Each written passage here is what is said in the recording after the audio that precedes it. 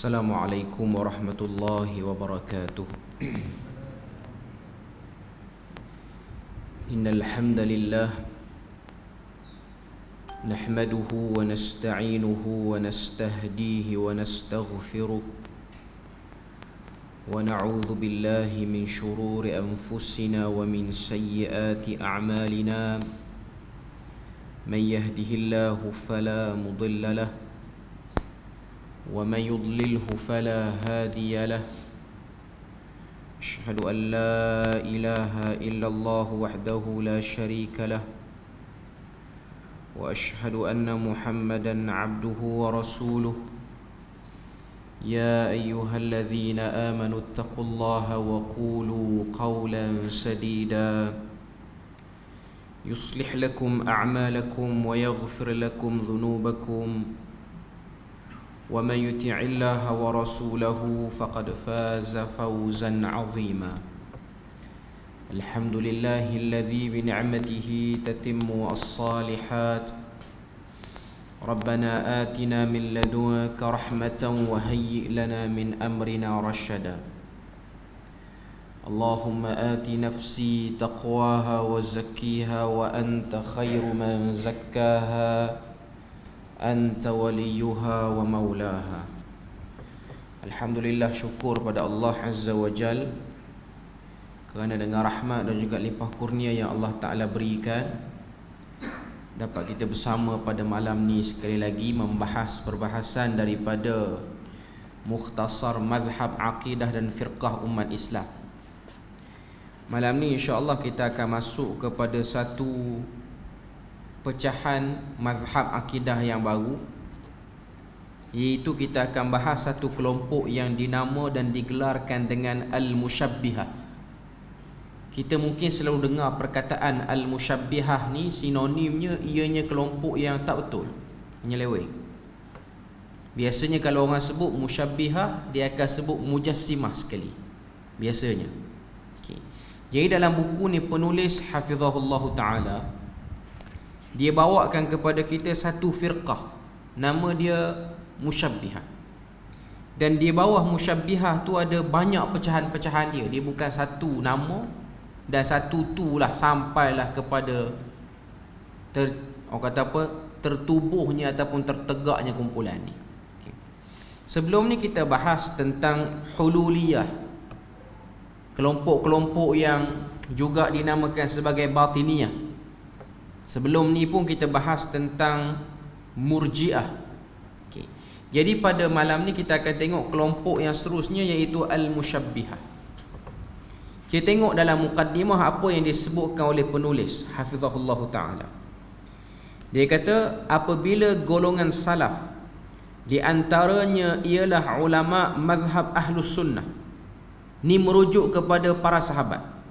Kemudiannya yang terkenal seperti Imam Malik, lepas daripada itu tabi'in, tabi'ut tabi'in, Imam Ahmad bin Hanbal, Imam Abu Dawud bin Ali al-Asfahani, Imam Dawud bin Ali al-Asfahani, Muqatil bin Salman dan lain-lain, mengambil sikap tidak mentakwil ayat-ayat Al-Quranul Karim dan hadis-hadis Rasulullah sallallahu alaihi wasallam yang bersifat mutasyabihat, seperti sikap yang diambil di zaman Rasulullah sallallahu alaihi wasallam.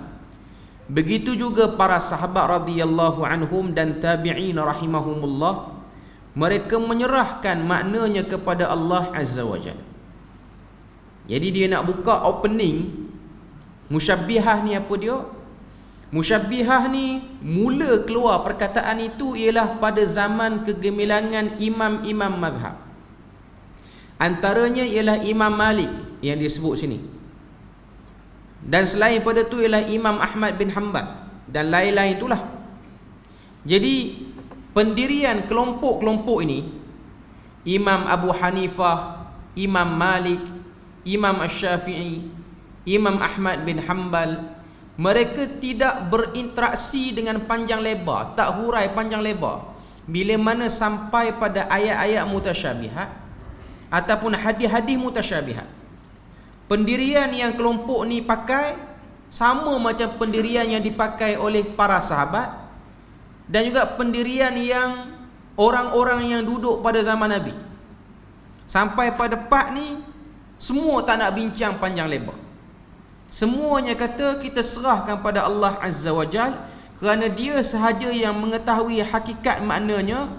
Dalam masa yang sama beriktikad bahawa Allah Ta'ala itu tidak sama sekali dengan makhluk. Tidak ada persamaan Allah Ta'ala dengan makhluk.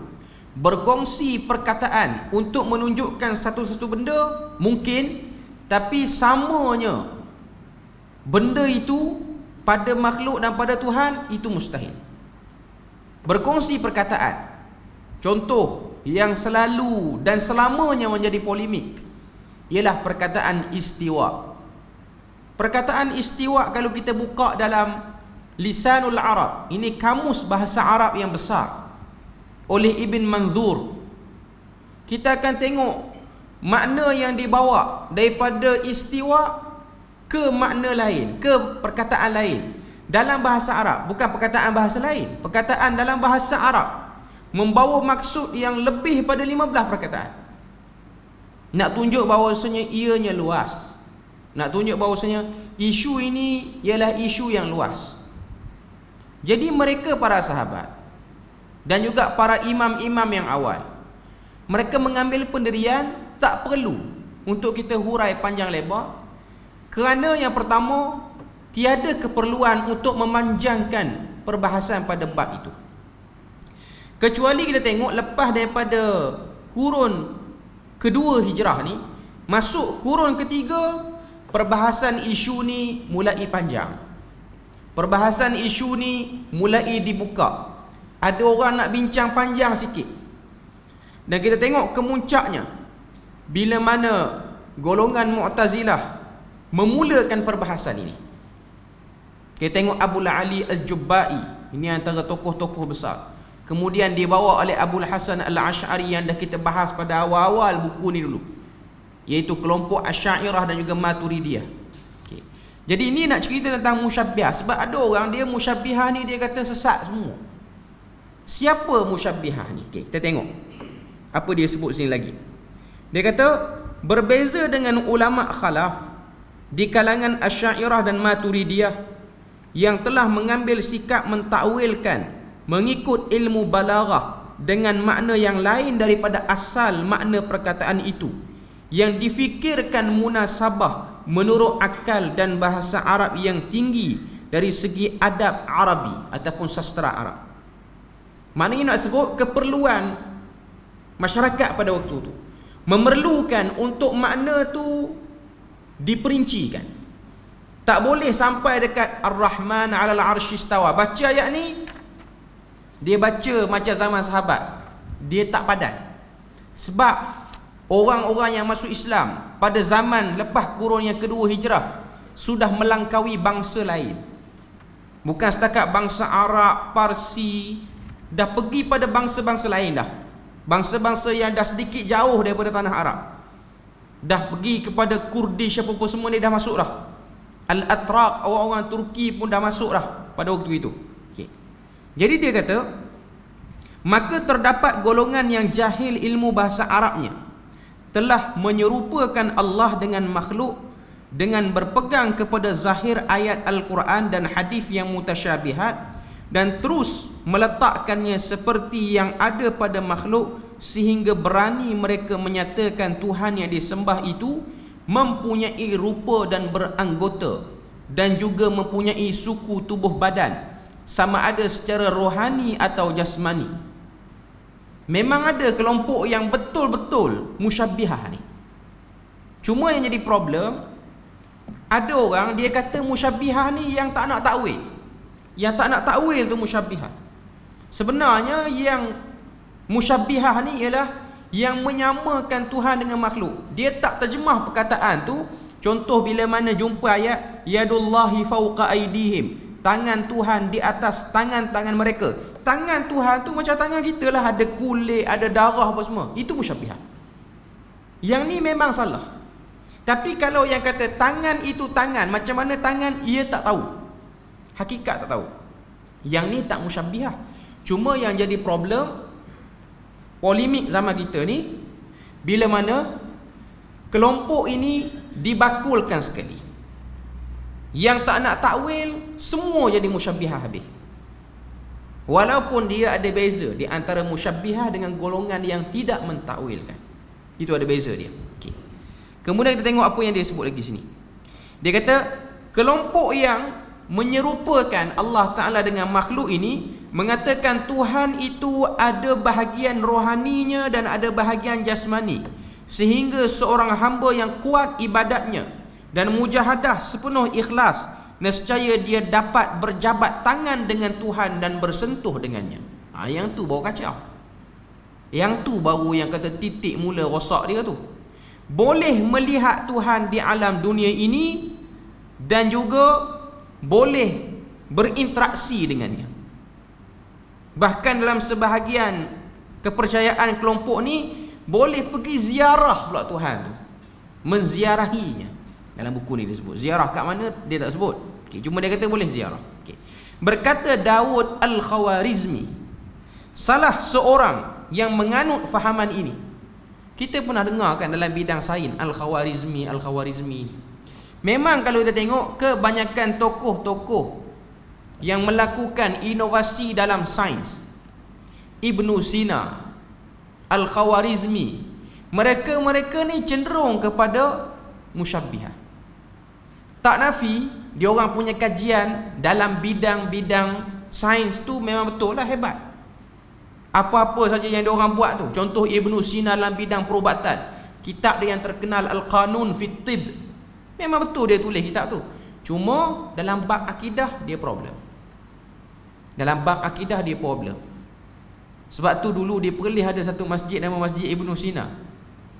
Tukar Masjid Perawah kalau saya tak silap. Okay. Tukar jadi nama lain. Okay. Sebab akidah Ibnu Sina tu tak betul. Dia punya jasa dalam sains tu betul lah. Okay. Cuma dia punya akidah tak betul. Dulu dia tengok nama Ibnu Sina ni hebat, sehingga ada orang buat tahfiz Ibnu Sina, pusat-pusat tahfiz Ibnu Sina.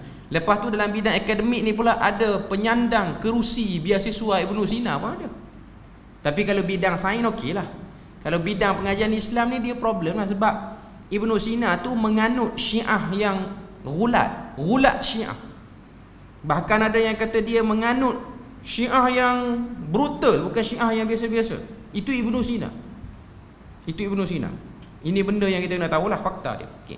Al-Khawarizmi ni salah seorang yang beriman dengan fahaman musyabbihah. Tuhan memang sama dengan makhluk. Apa yang dia sebut tangan, kaki, betih apa semua tu, memang itulah yang ada pada Tuhan, sama macam yang ada pada makhluk. Yang tu baru musyabbihah. Okay. Kemudian apa dia kata lagi? Berkata Daud Al-Khawarizmi, salah seorang yang menganut fahaman ini, beliau berkata bahawa Tuhan yang disembah itu berjisim, mempunyai darah dan daging, mempunyai anggota tangan, kaki, kepala, lidah dan dua mata. Dia sebut macam ni, Al-Khawarizmi ni. Yang peliknya, yang duk kempen orang ni jauhilah fahaman musyabbihah, mujassimah, dia buat pusat pengajian, dewan dia nama Dewan Khawarizmi. Dia kempen orang kata musyabbihah tu sesat, sebab dia tak tahu Khawarizmi tu apa dia punya akidah dia. Memang tak ada orang buat kajian tuntas pun tentang akidah ni. Mana bukan tak ada orang buat kajian, ada orang buat kajian, tapi orang tak kuliahkan di masjid pendirian tokoh-tokoh ni. Itu sebab orang tak tahu. Orang ingat dia hanya tokoh bidang sains sajalah. Okay. Mereka menguatkan hujah-hujah dan dalil mereka kepada hadis-hadis maudhu' yang sengaja direka dan menyandarkannya kepada Rasulullah sallallahu alaihi wasallam. Padahal kebanyakannya diambil daripada orang-orang Yahudi yang menganut fahaman yang lebih kurang macam musyabbihah juga. Di sisi Yahudi, dalam kelompok Yahudi pun ada macam ni. Okay. Golongan musyabbihah itu terbagi kepada dua jenis. Yang pertama, mereka yang menyerupakan zat Allah Subhanahu wa taala dengan zat makhluknya. Sama. Macam mana kita, macam itulah Allah Azza wa Jalla. Mereka ini datang dengan nama yang berbagai-bagai. Bukan hanya nama satu je, bukan hanya nama musyabbihah semata-mata. Kadang-kadang nama dia kelompok ni ialah As-Sabaiyah. As-Sabaiyah, lebih kurang macam kelompok Syiah Sabaiyah pun ada. Okey. Yang kedua ialah Al-Bayaniyah. Kelompok yang kedua ni mereka musyabbihah. Yang ketiga Al-Hululiyah. Yang keempat Al-Hilmaniyah. Dan yang kelima ialah Al-Adzafirah. Kelompok musyabbihah ni dia akan combine sekali dengan batiniyah. Semua dia ada dalam tu. Okay. Mereka bukan tarikat, ideologi. Ideologi dia tu. Dia orang tak ada amalan khusus.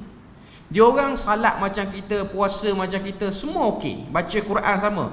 Cuma dalam bab ketuhanan, bab teologi, dia orang hancur. Dia orang fikir ikut kepala dia orang. Okay. Itu kelompok yang pertama. Kelompok yang kedua, mereka yang menyerupakan sifat-sifat Allah Subhanahu wa taala dengan sifat-sifat makhluk. Ada yang menyamakan iradat Allah dengan iradat makhluk. Kemahuan Allah dengan kemahuan makhluk sama. Iaitu golongan Mu'tazilah yang berasal daripada Basrah dan juga dikenali dengan nama Al-Karramiyah. Nah, ini yang kedua. Mereka tak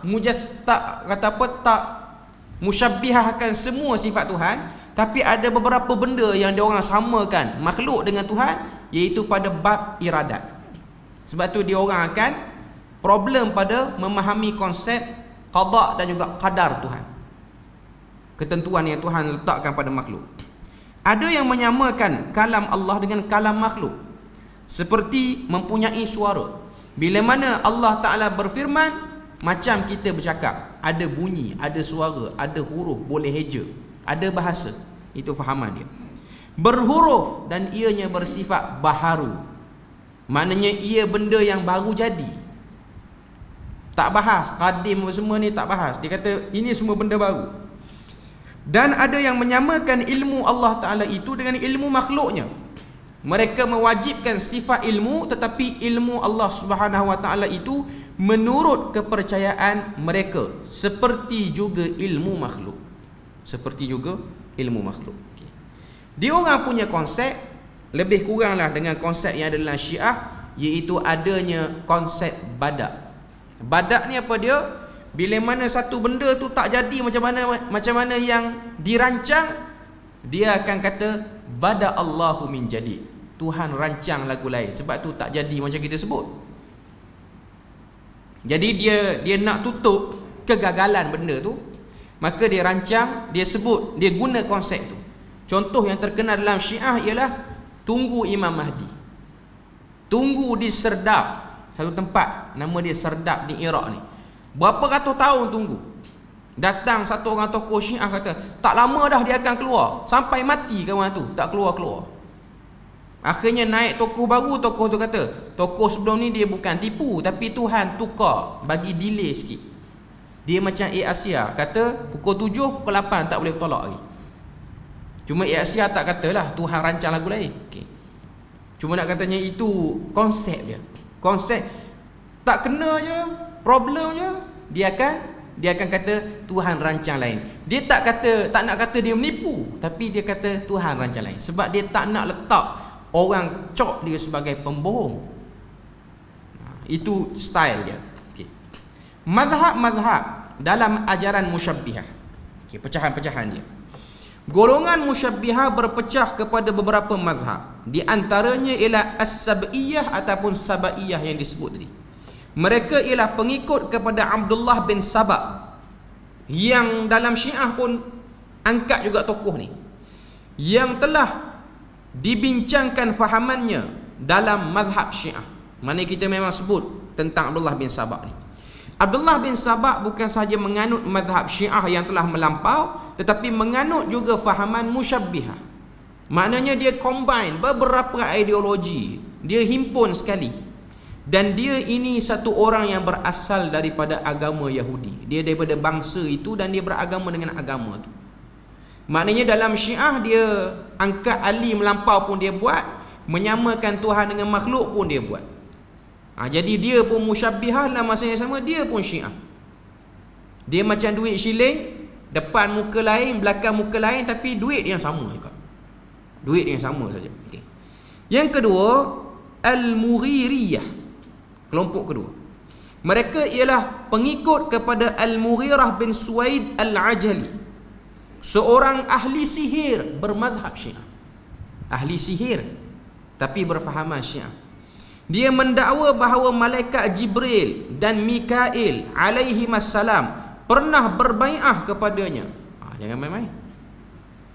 Malaikat bai'ah dia. Biasa kita dengar orang bai'ah dengan orang. Ni malaikat bai'ah dia di sisi Kaabah. Jibril, Mikail turun bai'ah dengan dia di antara Kaabah dan makam Ibrahim. Dan dihidupkan untuk 17 orang lelaki yang diberi kepada tiap-tiap orang daripadanya beberapa huruf daripada Ismullahil A'zam. Lalu mereka dapat mengalahkan musuh dan memiliki bumi. Dia punya konsep ni tuan-tuan, lebih kurang dalam sebahagian tasawuf yang mengarut, iaitu adanya konsep wali kutub yang jaga bumi ni. Beberapa orang yang Tuhan beri kuasa-kuasa superpower ni. Dah macam cerita Marvel lah kita tengok. Lebih kurang yang ni kawal, yang ni kawal, yang ni. Sebab apa? Sebab Mughirah bin Suwaid Al-Ajali ni ahli sihir. Okey, saya sebut pada tuan-tuan puan-puan. Sihir ni tak kira lah sihir di negara Arab ke, sihir di Afrika ke, sihir di tanah Melayu ke, sihir orang asli ke, dia tak akan lari dengan 7 bintang ini. Tuan-tuan tengok dalam buku Mujarabat Melayu. Orang Melayu ni bila mana sebut sihir, dia takut. Tapi ilmu mujarabat, dia tak rasa sihir. Sedangkan sihir lah tu. Ilmu mujarabat dengan ilmu sihir sama. Cuma mujarabat ni Melayu panggil. Sebab apa mujarabat? Mujarabat ni macam-macam maksud. Dia perkataan yang diserak daripada bahasa Arab. Pertama, sebab ilmu tu mujarab. Yang kedua, ilmu tu digunakan untuk berubat. Dia gabung. Mujarabat. Bahasa Melayu sebenarnya, dia bukan bahasa Arab pun. Mujarab dan boleh guna untuk berubat, jadi panggil mujarabat. Kebiasaannya macam itulah, mujarabat ni. Tuan-tuan tengok dulu ni, buku-buku ni jual merata kedai-kedai buku ni. Selain daripada buku Pati Rahsia yang diterjemah tu, dulu ni merata, sangat banyak dijual. Sama ada dibawa masuk daripada Indonesia ataupun memang dijual dalam bahasa Melayu. Antaranya ialah Ilmu 1000 Hikmat. Buku dia. Buku-buku ni dulu banyak. Bahkan ada orang wakaf letak di masjid pun. Dulu sekitar tahun 90-an, tahun awal 2000, buku-buku ni legal dijual. Maknanya dijual merata. Dan dia akan bagi amalan pelik-pelik. Biasanya dalam bab mujarabat ni dia akan ada ilmu perwafakan, ilmu cara nak buat azimat tangkal. Dan biasanya dia akan ada 7 bintang. 1 bintang ialah bintang macam bendera Israel tu, yang duduk dalam banyak kain-kain wafak. Ini bintang Kabbalah yang diimani oleh Yahudi sebagai bintang yang ada kelebihan, melambangkan ia matahari. Sebab tu kalau kita tengok, dia ada 7 bintang yang diimani oleh orang-orang Babylon dulu. Kita baca dalam surah Baqarah, bila mana Tuhan sebut Bibabila Harut wa Marut, bila mana Tuhan turunkan 2 malaikat Harut dan Marut nak cerita sihir ni tak elok, tapi kesan dia ada. Sihir boleh menyesatkan orang, tapi ilmu sihir memang ada kesan pada kehidupan manusia. Memang dia boleh buat, benda tu boleh jadi. Sebab tu kita belajar akidah, dia termasuk daripada benda mencari adat, tapi dia beza dengan karamah, dia beza dengan mukjizat. Cuma dia punya kesan lebih kurang sama. Kebiasaannya lah, kebiasaannya. Biasanya dalam buku Mujarabat Melayu dia akan sebut nama-nama Tuhan yang agung, Ismullahil A'zam, dengan 7 bintang. Ini ialah komponen-komponen sihir yang mujarab. Sama ada nak buat wafak, nak buat ritual, nak buat kata apa, mantra-mantra pun dia akan buat macam tu. Sebab tu kalau tuan-tuan tengok ada sebahagian sihir, macam sihir-sihir di Afrika, dia nak buat ritual ni, dia akan lukis bintang atas lantai ni. Buat bulat, lukis bintang, lepas tu dia akan letak lilin apa semua tengah tu. Dia macam ritual nak panggil syaitan tu lah. Iblis yang jahat ni nak panggil dengan nama-nama dia ni. Kalau di sisi orang barat dia panggil Lucifer. Ni syaitan yang jahat yang akan bagi macam-macam. Tapi dia biasanya akan duduk atas bintang segitiga yang terbalik. Dia akan duduk atas bintang tu. Dia akan buat itu, sama ada dia sembelih kambing apa semua. Cuma nak katanya Al-Mughirah yang Al-Musyabbihah ni, iaitu Mughirah bin Suwaid Al-Ajali ni, dia kata ada 17 orang lelaki di dunia ni. Selepas daripada dia kata Jibril dengan Mikail bai'ah dia, Jibril Mikail beritahu di dunia ni ada 17 orang lelaki yang memiliki Ismullahil Azam. Ismullahil Azam tu ialah bintang 7 Babylon tu sebenarnya bukan nama Tuhan pun. Tapi panggil nama Tuhan. Panggil nama Tuhan. Sebab tu di sisi setengah tarekat-tarekat yang sesat, yang ada unsur boleh perbodohkan orang, biasanya dia akan suruh pengikut dia zikir dengan satu zikir yang berbunyi ya budduh. Ba, da, waw, ha. Budduh, da tu ada sabdu. Bukan bodoh. Bodoh, ada orang dengar kata. Budduh ni nama syaitan yang diseru. Nak suruh datang mendampingi kita. Suruh sebut sampai 14,000, 15,000 sehari. Sampai kawan tu jadi panas. Akhirnya jumpalah dengan khadam tu. Mintalah apa yang kita nak, dia akan bagi. Cuma banyak sangat minta, adalah risiko dia. Kamu kena buat itu, kamu kena buat ini.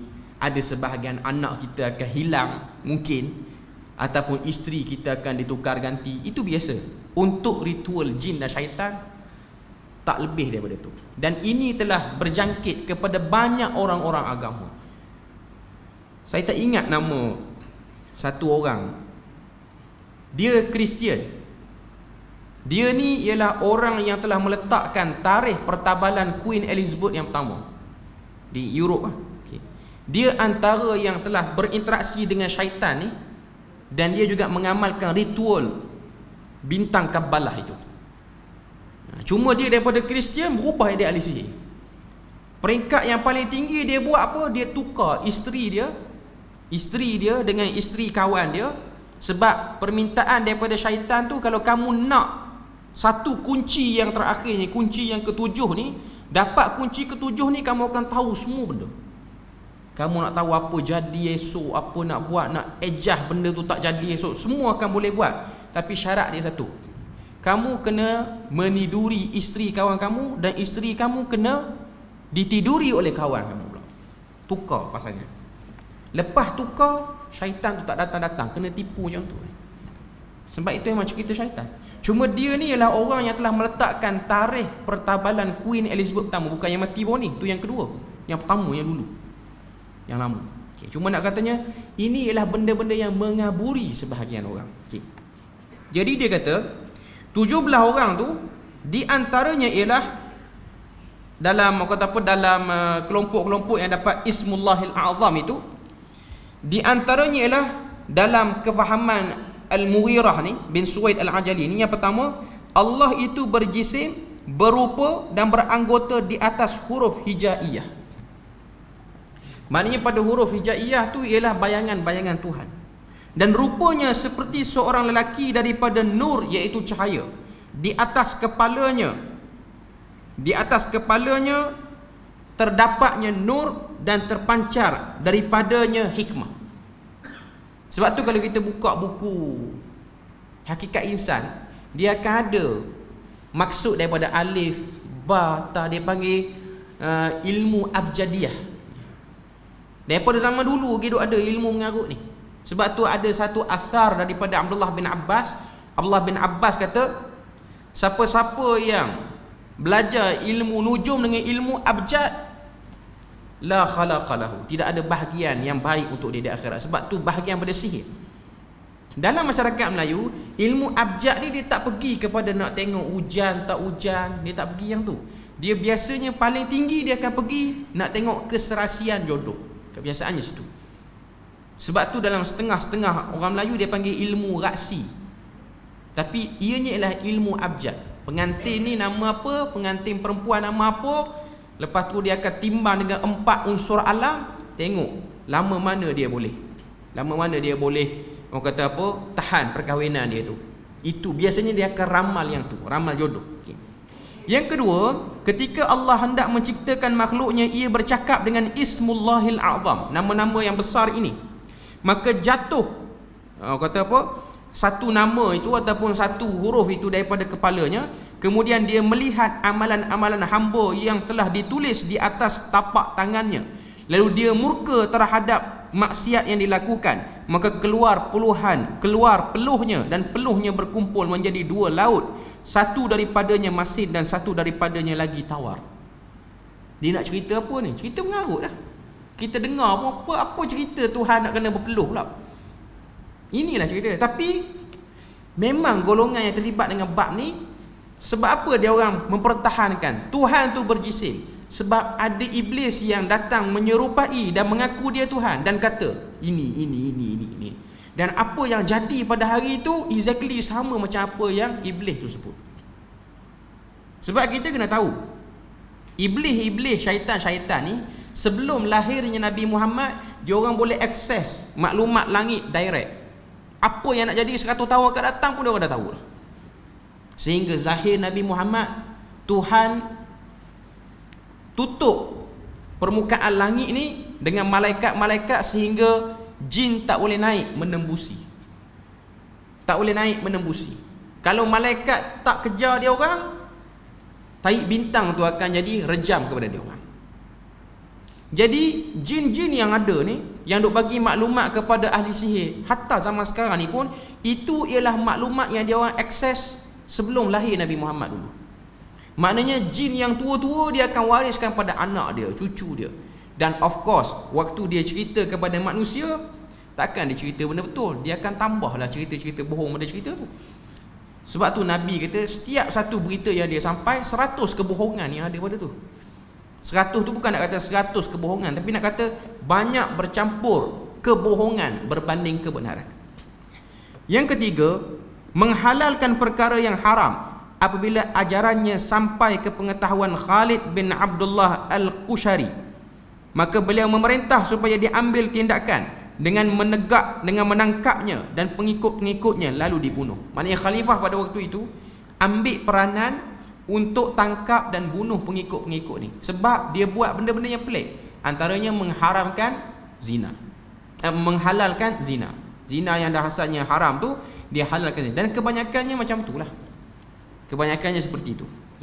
Selepas kematian pengikut-pengikutnya yang masih ada, pengikut-pengikut yang masih ada pada waktu itu, dia bertelingkah antara satu sama lain. Ini bagi kelompok Al-Mughiriyah. Ada yang menyatakan Al-Mughirah masih hidup dan menunggu kelahirannya, dan ada yang menyatakan kita tunggu sahaja kelahiran Imam Mahdi yang akan menjadi pengganti kepada Al-Mughirah. Macam itulah trend ajaran sesat, macam itulah. Mati je pengikut, dia akan kata tak mati lagi, mati ni datang balik nanti. Sebab dia orang beriman dengan reinkarnasi, iaitu penjelmaan balik roh orang tu dalam jasad orang akan datang nanti.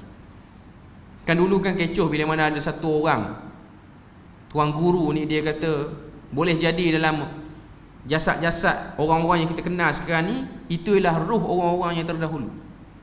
Kau tengok orang tu baik, boleh jadi roh Abu Bakar duduk dalam diri dia. Kau tengok orang ni baik, pemimpin yang baik, boleh jadi roh Umar bin Abdul Aziz duduk ada dalam dia. Okay. Jadi ini ialah dakwaan-dakwaan yang bersifat reinkarnasi, tanasukh al-arwah dia panggil. Ada je benda tu, tapi dia dah tarik balik pun tanasukh al-arwah ni. Cuma nak katanya ini ialah ciri-ciri ajaran yang sesat. Okay. Kelompok yang ketiga, Al-Mansuriyah.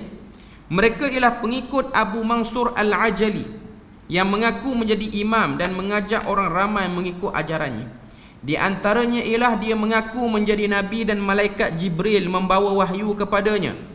Dalam hal ini Allah mengutuskan Muhammad dengan Al-Quran yang diturunkan dan mengutuskannya untuk mentakwilkan. Dia bijak sikit lah. Dia tak kata Quran turun pada dia, dia kata Quran turun pada Muhammad, tapi aku datang takwil Quran tu. Macam kita yang Rasul Kahar, Rasul Melayu ni, dia pergi mengaku Quran turun pada dia. Tak boleh lah, sebab Quran turun pada seorang je. Jadi Abu Mansur ni dia cerdik sikit. Dia tak kata Quran turun pada dia, Quran turun pada Muhammad, tapi aku yang datang kemudian ni bagi perjelas sikit Quran tu apa maksud dia. Okay. Yang kedua, kelompok Al-Mansuriyah ni mengaku naik ke langit dan bertemu dengan Tuhan. Abu Mansur itulah. Okay. dan telah menyentuh tangan Tuhan. Sebab tu dia kata Tuhan tu ada tangan, ada kaki. Okay. Tuhan telah berfirman kepadanya, antara firman Tuhan kepada Abu Mansur Al-Ajali, ya bunai inzil falballigh anni.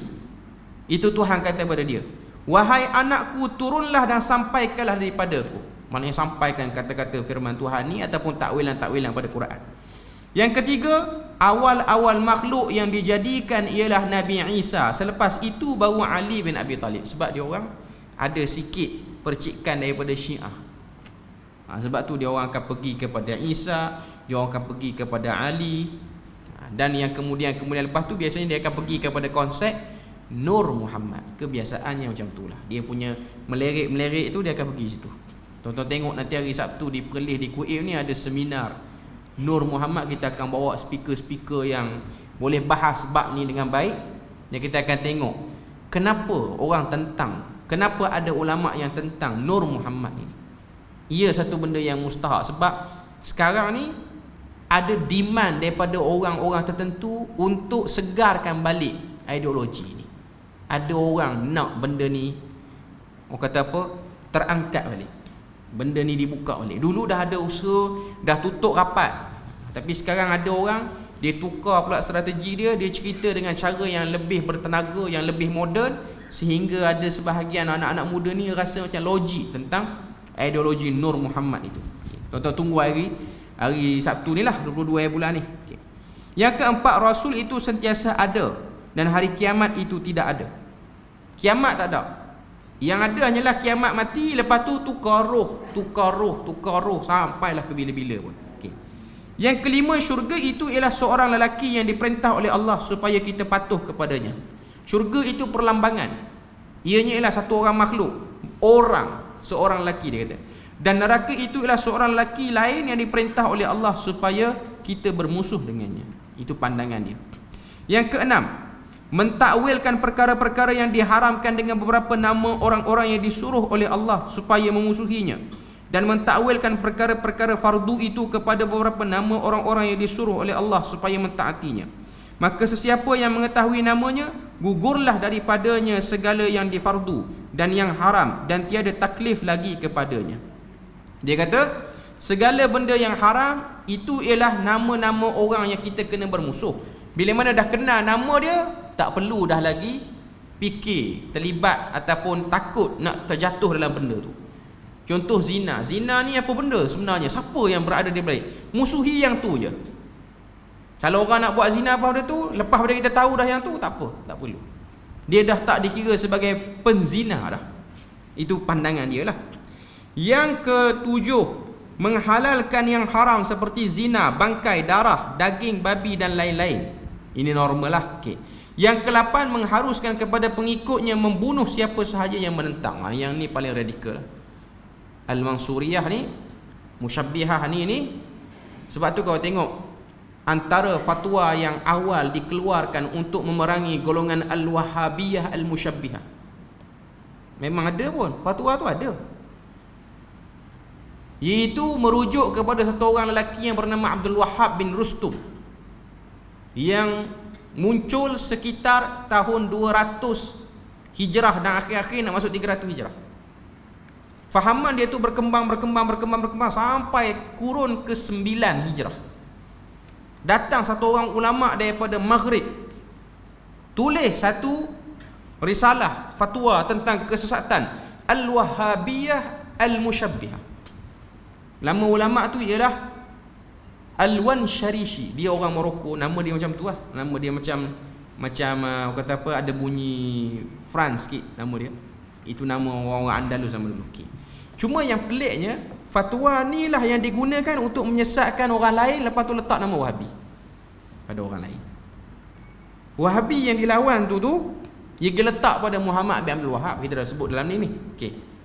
Dia letak pada Muhammad, sedangkan fatwa itu ialah fatwa untuk Abdul Wahhab bin Rustum yang digelar dengan nama Al-Wahhabiyah Al-Musyabbihah. Memang betul pun.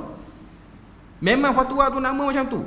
Tapi bukan merujuk kepada yang kemudian tu. Macam mana fatwa sesat keluar dulu, tuan punya badan tak lahir lagi. Itu benda kita kena fikir. Yang orang duk guna hari ni yang sesatkan Muhammad bin Abdul Wahhab ni, okey, guna fatwa sebelum kawan tu lahir. Belum lahir dah tahu dah sesat. Ini kelakar lah, cerita kelakar. Fatwa tu nak tala pada orang lain. Cuma dah cari yang ni lah yang paling sepadan kita nak bagi kat dia orang ni, nak bantai. Guna fatwa tu. Dan salah guna fatwa tu, dan akhirnya tersebarlah berita salah faham yang kekal sebagai polemik sampai zaman sekarang ni. Okay. Akhirnya Abu Mansur ditangkap dan dibunuh oleh Yusuf bin Umar Al-Thaqafi yang merupakan gubernur Iraq di zaman pemerintahan Hisham bin Abdul Malik. Selepas ia meninggal dunia, pengikutnya masih ada dan berpecah kepada dua mazhab. Yang pertama Al-Husainiyah, iaitu pengikut Al-Husain bin Abi Mansur, anak kepada Abu Mansur Al-Ajali. Yang kedua ialah Al-Muhammadiyah yang mendakwa menjadi pengikut Muhammad bin Abdullah An-Nafsi Zakiyah. Ini satu kelompok yang kata apa, yang sesat juga. Okey. Kemudian Al-Khattabiyah, pengikut kepada Abul Khattab Muhammad bin Abu Zainab Al-Asadi Al-Ajda. Di antara ajarannya ialah yang pertama, semua imam-imam itu ialah nabi, kemudian yang menjadi Tuhan-Tuhan. Imam-imam tu merujuk kepada imam-imam yang diimani dalam Syiah, termasuklah Ali bin Abi Talib. Daripada dia jadi nabi, dia akan naik pangkat jadi Tuhan. Yang kedua, bagi tiap-tiap umat itu ada dua rasul, salah seorang daripadanya yang bercakap dan seorang lagi ialah yang diam. Akibat daripada ajaran yang sesat dan menyesatkan ini, maka Imam Ja'far As-Sadiq telah berlepas diri daripadanya, walaupun Abul Khattab mengaku sebagai pengikutnya. Dia kata setiap kita ni ada dua nabi, satu nabi yang bercakap, dua nabi yang diam. Nabi yang diam tu siapa? Tak tahu pun siapa. Orang yang bercakap macam ni, dia nak keliru orang je, nak bagi nampak, nak bagi kata apa, berteori sakan, nak bagi nampak dia ada something, pandangan yang lain, tapi apa yang dia sebut tu tak ada asas pun. Okay. Berkata Sa'ad Al-Qummi di dalam kitabnya Al-Maqalat wal Firaq bahawa golongan Al-Khattabiyah ini berpecah kepada 4 pendapat. Yang pertama, mereka berkata bahawa Ja'far As-Sadiq itu Tuhan. Ini keturunan Nabi ni, Ja'far As-Sadiq. Dan Abul Khattab itu Rasul. Yang kedua, mereka berkata seorang yang bernama As-Sirri Al-Aqsam diutus oleh Ja'far As-Sadiq, lalu mereka bersembahyang, berpuasa dan menunaikan haji kerana Ja'far. Sebab Ja'far itu Tuhan. Sebab kata apa, Musyabbihah ni dia memang join dengan Syiah, sebab dia orang ni kumpulan Syiah asalnya.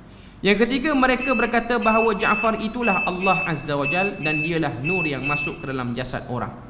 Okay, kita beri lalu azan dulu, kemudian kita habiskan sikit. Okay, kita sambung sikit lagi, kita perhabis kelompok apa nama ni, Al-Khattabiyah daripada Musyabbihah ni.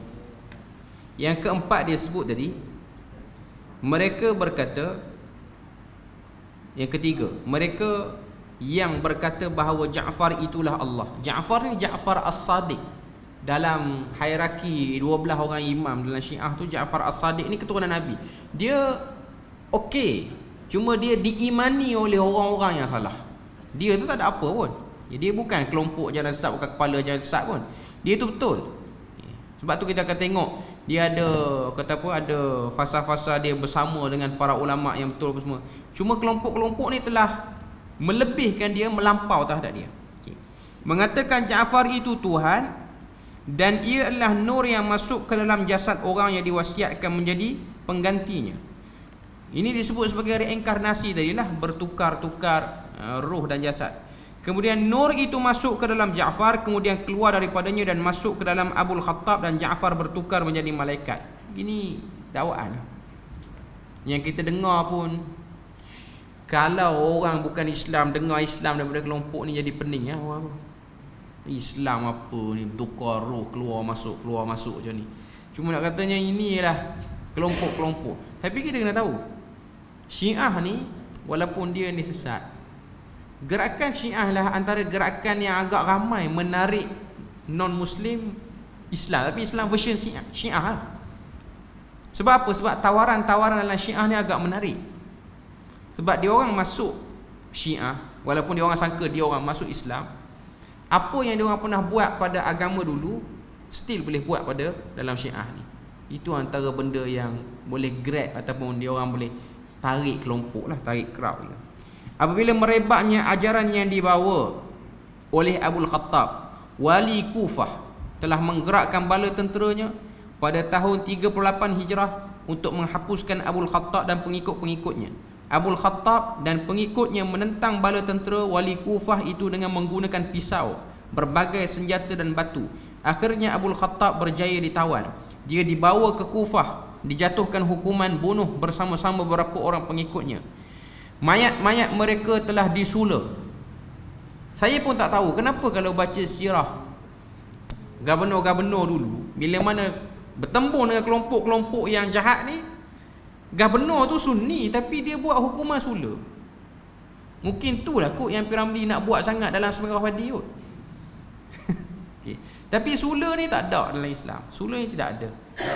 Mungkin kerana kebencian yang orang kata apa, yang terlalu besar kepada kelompok yang sesat ni, ada orang Sunni yang tak tahan dengan sesatnya dia orang ni, dapat bantai dia orang, dia bantai cukup-cukup sampai dia sula mayat kawan ni. Sebenarnya menyakiti mayat bukan daripada ajaran sunnah pun, bukan daripada pengamalan Ahlus Sunnah wal Jamaah. Okey. Cuma kita kena tahu, nama-nama gubernur ni walaupun namanya bunyi Arab dengan al sekian-sekian, dia orang macam pemimpin zaman sekarang lah, dia orang pun tak tahu hukum hakam Islam yang betul. Cuma dia orang buat lah. Dia orang tak puas hati, dia orang buat. Mungkin juga kelompok-kelompok sesat ni ialah kelompok yang juga mengganggu politik kawasan itu. Tarik crowd yang ramai jadi benci dia. Jadi pemimpin ni mula menyerang bukan pada posisi nak jaga agama, tapi tak puas hati nama dia tercalar dengan kelompok ni. Sebab tu ada hukuman sula tu. Sula bukan daripada Islam dah. Sula tu bukan daripada Islam. Okay. Seterusnya Al-Khattabiyah itu telah berpecah kepada banyak kelompok. Yang ni kita akan bahas pada minggu depan. Cuma nak sebutnya ialah Al-Musyabbihah, bukanlah seperti mana yang disebut oleh sebahagian penceramah tu.